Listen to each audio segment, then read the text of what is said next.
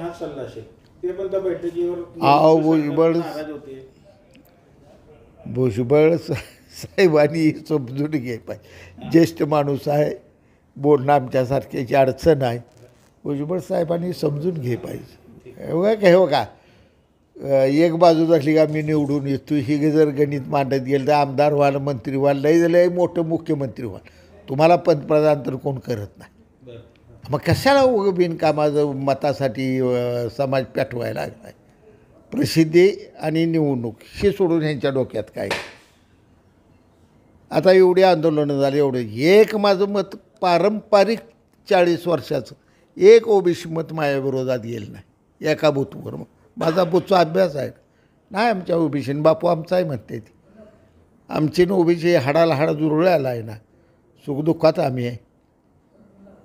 पण उगं भडक राजकारण करून काय तर समाज पेटवू नका. तुम्हाला महाराष्ट्र पुढं न्यायचा झाला तर सगळ्यांनी शांततेत जावं आणि पुढं घेऊन जावा. महायुती सरकारनं फडणवीस साहेब, शिंदे साहेब, अजितदादांनी घेतल्या निर्णय